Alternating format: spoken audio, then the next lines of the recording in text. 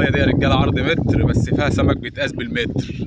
الصلاة على النبي ما شاء الله.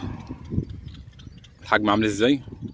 السلام عليكم ورحمة الله وبركاته. ازيكم يا جماعة عاملين ايه؟ يا رب تكونوا بخير. احنا النهارده يا رجالة في كفر الشيخ على مية عرض متر بس فيها احجام من الاخر، احجام مطارح. بس قبل ما نبدأ الفيديو بتاعنا دي يا جماعة قناتي الجديدة، يا ريت الكل يشترك فيها عشان القناة القديمة حصل فيها مشاكل واحتمال ترجع واحتمال ما ترجعش، عشان كده عملنا القناة الجديدة ديت وبإذن الله كل الفيديوهات هتنزل عليها.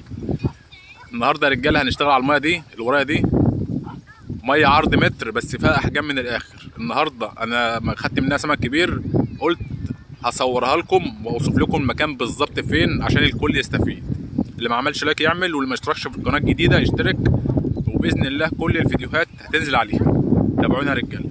دي المية يا رجاله، شايفين كل ما تطلع كده بتضيق معاك، يعني هنا حوالي متر ونص، وكل ما تطلع كده تمشي قدام كده تلاقيها ما جابتش متر. اوريكم تعملوا ايه بقى لما تيجوا هنا، اصلها لها طريقه رش معينه. يعني السمكه هنا بتاخد من على المرايه من بره خالص، يعني انت لما تيجي هنا لما تيجي تعلف، شوف العلف ده، خلي السمكه تطلع بره، هي بتاخد على القصير ما بتاخدش من جوه. فانت ترمي كده اهو، ترمي كده اهو، ماشي كده. احنا رشينا الدور اهو يا رجاله، عايز بقى ترمي كام حبه جوه مفيش مشكله اهو.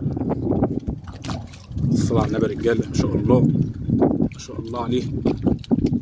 صلاة النبي، وحش وحش يا رجاله، وحش. الصلاة على النبي، بالصلاة على النبي، بالصلاة على النبي، بالصلاة على النبي. هو ده الشغل يا رجاله، شهر 5 يا رجاله. ثواني كده موريهولكم. الصلاة على النبي يا رجاله، ما شاء الله عليها. حته فوق النص مرتاحه اهي، عامله ازاي؟ ما شاء الله. داخله على الطعم يا رجاله، دي داخله على الطعم. المية دي يا رجاله عرض متر بس فيها سمك بيتقاس بالمتر. ثواني كده امسكها لكم اهي يا رجاله، مية عرض متر بس فيها سمك بيتقاس بالمتر، ما شاء الله اهي. حاجه ما شاء الله عليه. الصلاة على النبي، ما شاء الله. الحجم عامل ازاي؟ المية دي رجاله عامله ازاي؟ عرض متر بس فيها سمك بيتقاس بالمتر. اللهم صل على النبي. احجام اهي.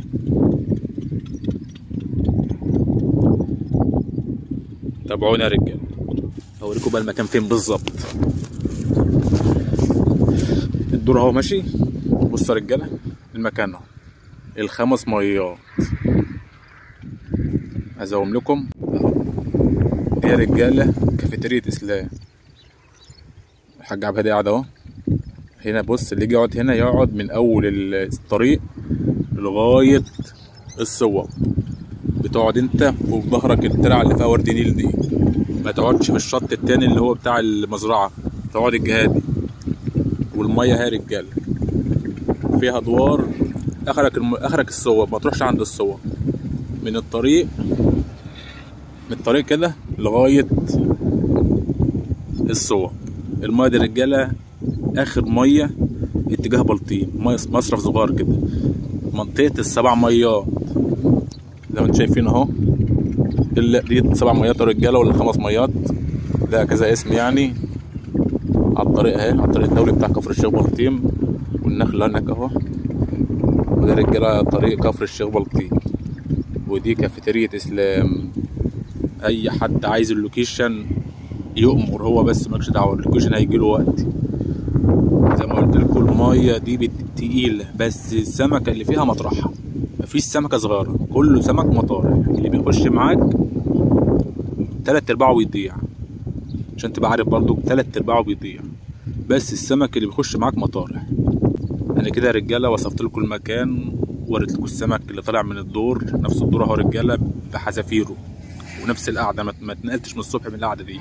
كنت عامل دور كده جنب منه، جربته برضك بياخد برضك مفيش مشكله، بس الدور ده قعدته مرتاحه، يعني ايه مرتاح في قعدته في التصوير. هي غمزته تقيله عشان كده ما عرفتش اجيب غمزه من الاول، لكن الميه ما شاء الله فيها حلاليف، احسن ميه تقعد عليها في ال7 ميات. كل الميات اللي ورا دي مضروبه كهرباء، لكن دي لسه بخيرها، اخر ميه اتجاه بلطيم، قصاد كافيتيريا اسلام بالظبط. يا رجال الميه اهي. يلا يا جماعه اللي ما اشتركش في القناه الجديده يشترك، واللي ما عملش لايك يعمل.